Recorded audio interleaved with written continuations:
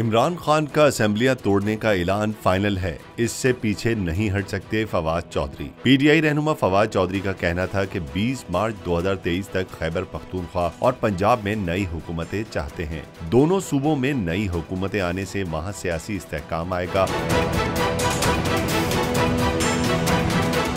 फवाद चौधरी के मुताबिक उन्होंने सदर मुमलिकत से कहा था कि इसहाक डार से गुज़िश्ता 7 माह में मुल्की मईशत का हशर नशर करने पर सवाल करें कि क्या उनके पास कोई प्लान है, और इंतखाबात ना करवाने पर उनसे सवाल किया जाए कि सियासी इस्तेहकाम कैसे आएगा।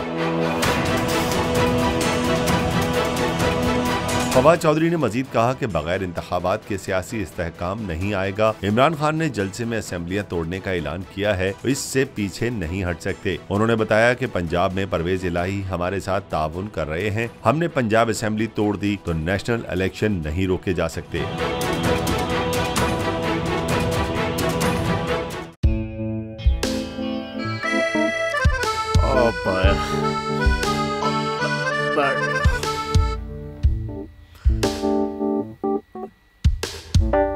इंतशार से निकलने का वाहिद हल इंतखाबात है। हकीकी आज़ादी मार्च आज रवा। हाँ, आयत के मुताबिक अगर आप उसको ये रिपोर्ट दे दे तो मैं आपको 3-4 सीटें दे दूंगा। मौलाना हाँ साहब, वो जो रिपोर्ट हमें दे दे और वो जो नीली पीली चैनल है वो लगाए।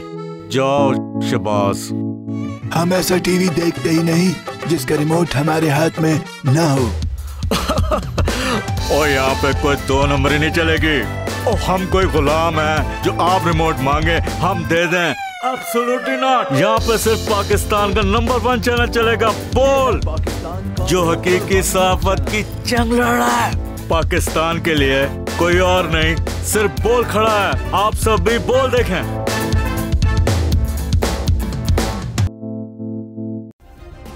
सब्सक्राइब करें और बेल दबाएं ताकि कोई खबर रह न जाए।